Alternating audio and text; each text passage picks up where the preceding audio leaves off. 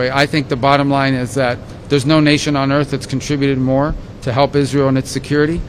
As you know, this is the president that in the 12-day war struck Iran in a way that other presidents were unwilling to do. And that partnership will continue. We're very committed to Israel's security and supporting Israel. We're also very committed, and we think it's in Israel's long-term security, and I think our Israeli partners agree, to be able to have a Gaza that is no longer an operating space for a terrorist organization. That's why this plan calls for the demilitarization of Gaza, and that's what we're committed to.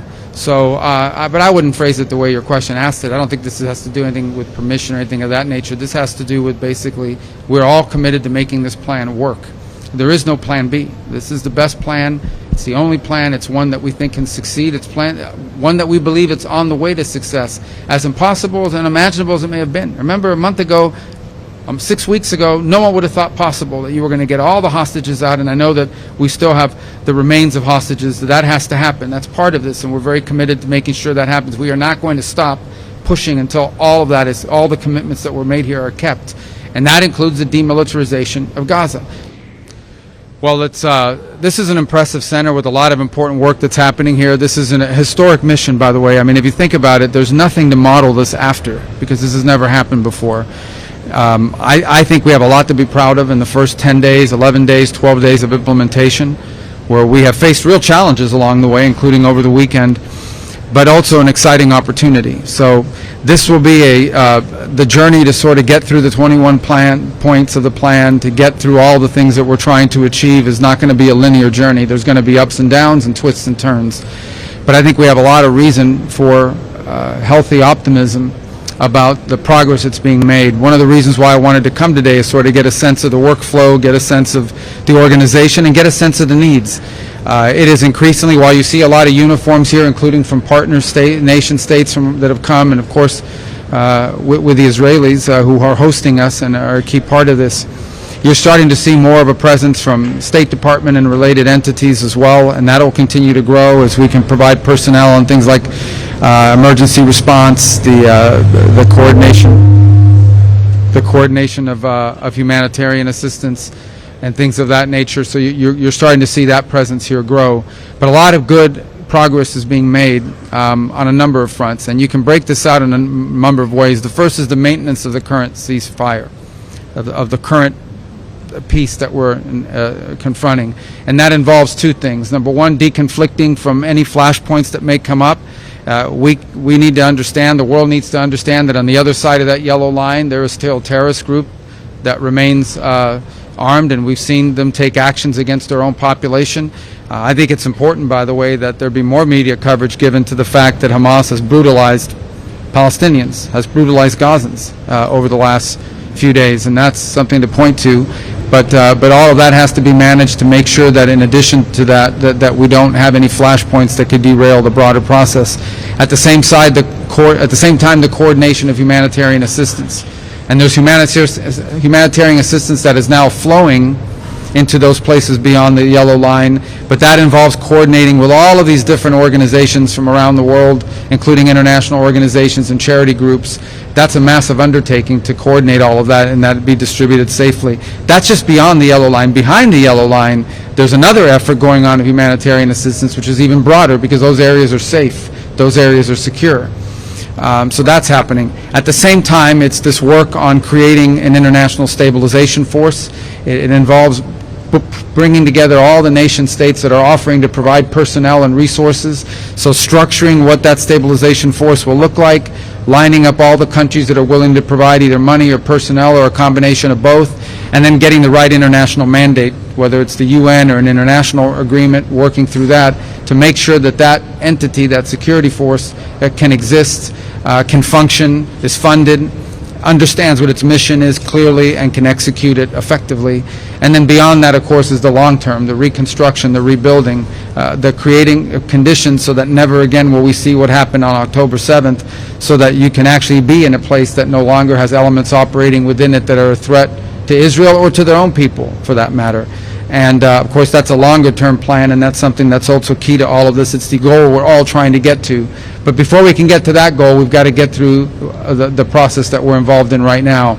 which is making sure the ceasefire holds without anything disrupting it, making sure people are getting the life-sustaining aid that they need in a way that's not being looted or stolen or diverted in any way, and at the same time creating the conditions for the stabilization force to come in as soon as it possibly can be put together to provide what we need, the stabilization we need, in order to move to the further phases of this plan.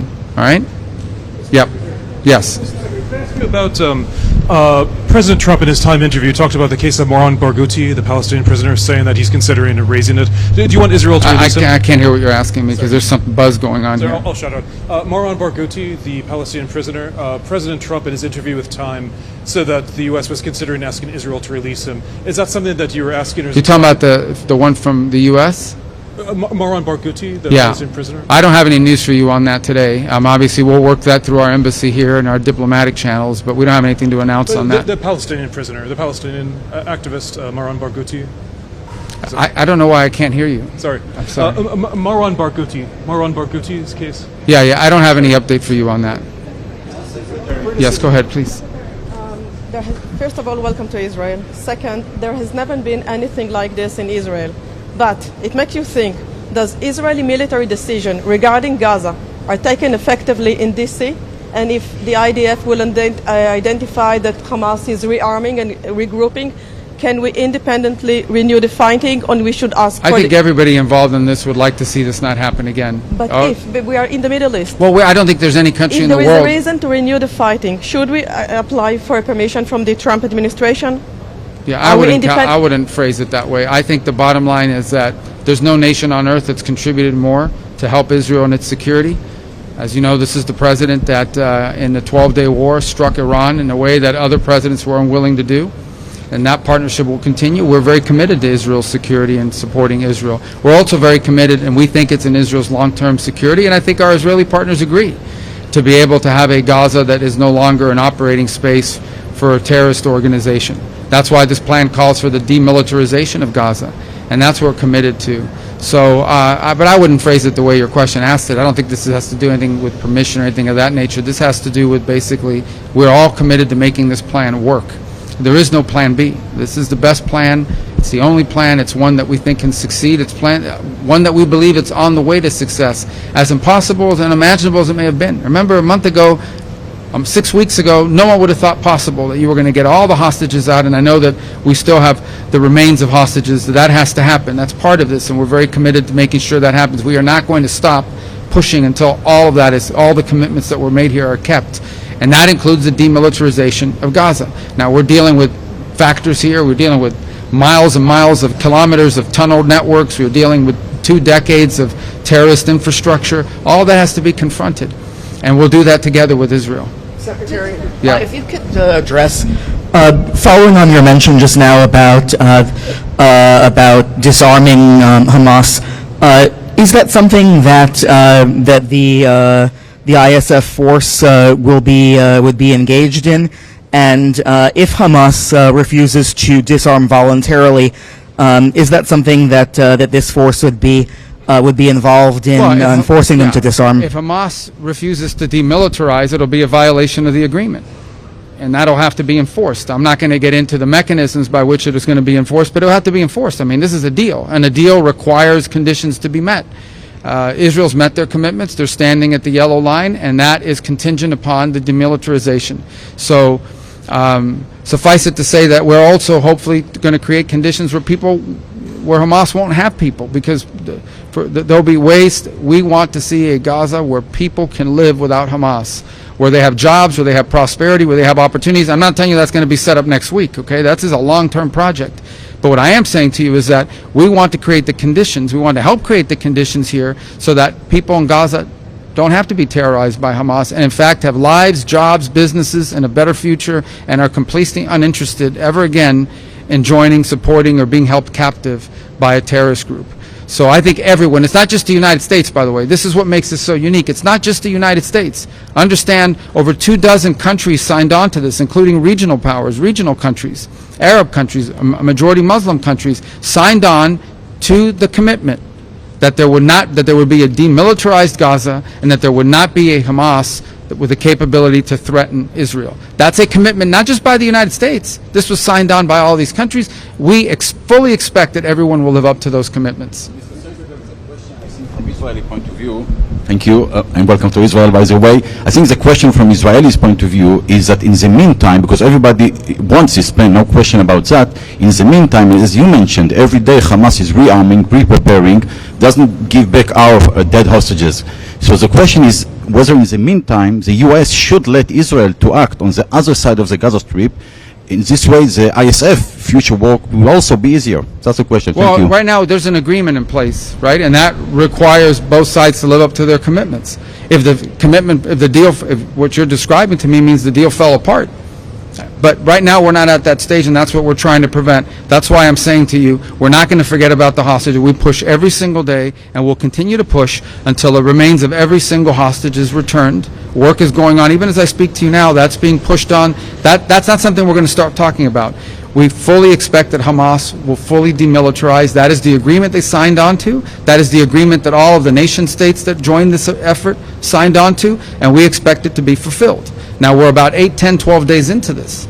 But and the third point is we don't want to see any threats against Israel coming out of the areas that Hamas is currently still present in. And that won't be tolerated either. So the President's made that very clear, that if Hamas threatens Israel or fails to demilitarize, this will be taken care of.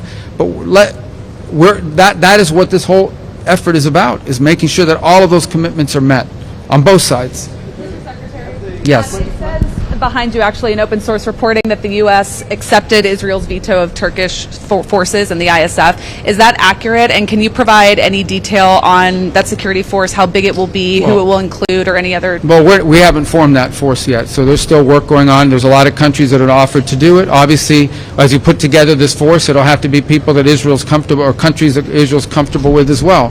Let me just say that I think there are a lot of countries that are expressing interest right now. I'm not going to get into a list of who they are. I'm not going to get into a list of who's offered, who's been vetoed. Into that. Suffice it to say that there are plenty of countries that have offered and are interested in participating. I also think it's fair to these countries they need to know what they're signing up for, which is why the work is ongoing to create what is the security force, what is their mandate, what is their command, under what authority are they going to be operating, who's going to be in charge of it, what is their job, I mean, how is it going to be resourced, how is it going to be sustained and paid for, what are the rules of engagement. There's a lot to work through. That's why there's all these people working in this building. So part of getting people to sign up is you have to tell them what they're signing up for. So, but I don't want to get into any who's being vetoed, who's not being allowed. Obviously, you know, every member of this force has to be someone who has capability and willingness, but also someone that everyone's comfortable with, including Israel. If I could, right next to you stands the print of the Trump's 20-point plan, and as we can see in number 4, within 72 hours, Israel should take in all Israeli living and deceased hostages. Those 72 hours have passed a long time ago, and we're not seeing those hostages being returned fully. Is the U.S. doing enough for that? And my second question is... Yes, the U.S. is doing more than anybody else is for that, and we're going to continue to do for that, and it's going to happen. The remains are going to be released. That's going to happen. And my second question is... And if it doesn't, then the deal got broken, but it's going to happen. And the second question is about the technocratic government that would rule Gaza, the Palestinian government. We're hearing from Hamas that they are part of the committee that forms this government. Does that not miss all the point of what we're doing here? Yeah, I think everyone talking about that is getting way ahead of themselves. There's a lot of work to be done here, and there's going to be some impediments along the way and things of this nature that people put out there. Suffice it to say that everyone that signed on to this plan, all of these other countries agreed, and everyone agreed that Hamas cannot govern and cannot be involved in governing the future of Gaza. Everyone's agreed to that. Okay, so that has to be part of this, but we're not at that stage yet. Remember, we are still at the stage, even as all that's being worked on, we're at the stage of just trying to maintain the ceasefire. We're trying to be at the stage of getting humanitarian assistance to flow. We're trying to get to the stage of ensuring that all the commitments made, including the hostages, are lived up to. We're still at that stage where we have to ensure that there are no threats against Israel emanating from Gaza, because there are still terrorists inside of Gaza, particularly behind that yellow or in front of that yellow line. So we're at that stage, and that's what everyone here is working on, even as we work on the other elements of the plan that you're outlining. This is a long-term plan, before you get to all these 20 points and you get through all of this, is going to require a lot of work over a long period of time. All of that work is ongoing. We're not even 2 weeks into this. I think the progress that's been made in 12 days or 14 days since this was originally agreed to is historic and extraordinary. There's nothing to compare this to. There's no other effort in modern history that you could look at and say, this is just like that. This is something very difficult, but worth doing. It'll be historic if it can be pulled off. We're committed to making sure that it happens. It will change the character. It will change Israel's security in the long term. It will change the character and the nature of the region in a positive way. We're committed to making that work, and we're committed to ensuring that every one of these points is lived up to. But it's not going to be an easy ride. There are going to be bumps along the road, but we have to make it work. There is no other alternative, and we feel good about the progress that's being made. Every day that goes by, it gets better. We have work to do, guys. We still need more people involved in this. We still need more ideas to be, more commitments to be lived up to. So this is going to be a journey, but it's one worth taking because we think it leads to something very special. Mr. Secretary, if I could ask you a question just a little closer to home. Yesterday, President Trump terminated trade negotiations with Canada. Have you spoken with Foreign Minister Anand? What can Canada do to resume these? Well, I think what happened is one of the leaders in Canada was running ads in the United States on tariffs that took President Reagan's words out of context. Even the Reagan Foundation criticized him for it. But I have not spoken. I've been traveling since yesterday, but I have not spoken to the foreign minister since then. But I mean, the president made his announcement that he suspended any trade talks with Canada for now. In an interview to Fox News, President Trump implied that Israel is a proxy of the U.S. Do you agree? I didn't hear that interview. He's never said that. Okay.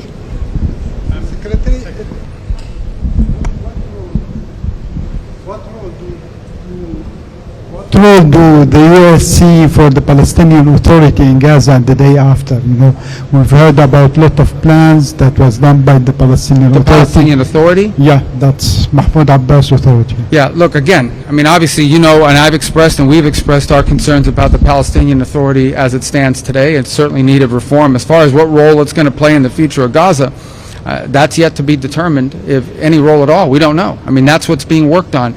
Again, this is very complex. I mean, we are dealing with 30 or 40 years of mistakes, 30 or 40 years of terrorism, 30 or 40 years of deeply embedded problems, and we're about 14 days into this agreement. So right now we're trying to get through this, and part of that, the long-term governance of Gaza, that is not Hamas, it's not a terrorist organization. That's work that's going to need to be done. I mean, I can't prejudge what that's going to look like now, because that's going to be something that has to be worked on collectively with Israel, with partner nation states, and something everyone has, for it to work, everyone has to agree to it. For that to work, everyone has to agree to it. The work is happening, but we're not at that stage where I can tell you this is what it's actually going to look like. Nobody can tell you that. But I can tell you what it can't look like. It cannot be a place that is governed by anyone who wants to use it as a launch pad for attacks against Israel. If it is, then there'll be another war. There won't be any peace. There will never be peace as long as there's an area or a territory that's being used as a launch pad to threaten Israel's security. Everyone understands that, and everyone that signed on to this deal understands that.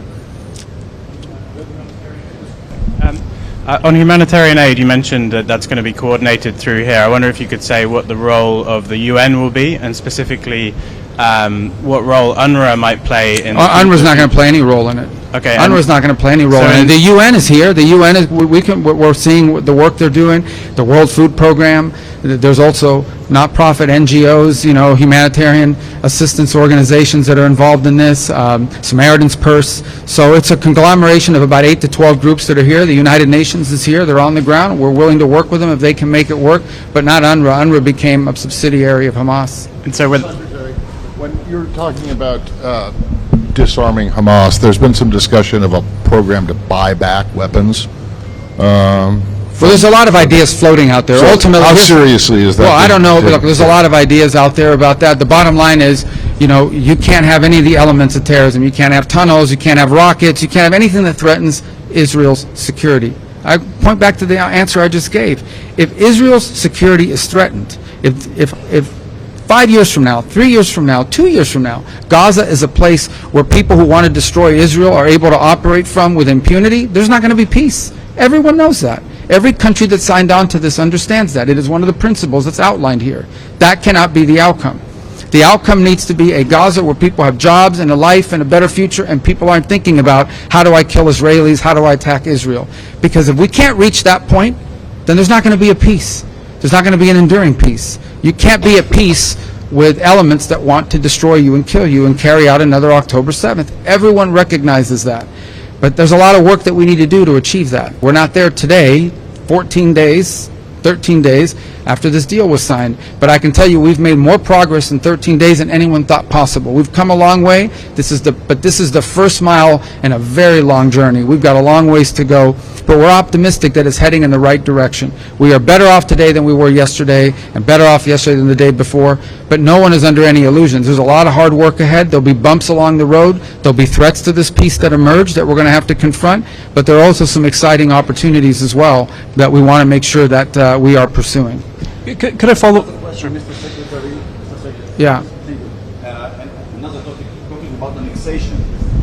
You were using the term Judea and Samaria a few months ago. Okay, there will be no annexation, but I'm wonder if you're still obligated to the name or the term Judea and Samaria. I don't play semantic games. Well, who else? Could I follow up on the annexation? You and the President, Vice President voiced opposition to annexation. Do you have the word from the Israelis that they're not going to go ahead with this in the West Bank? Well, this is a vote that they took in the Knesset. From what it was explained to me, it was elements that tried to use it to embarrass Netanyahu while the Vice President was here.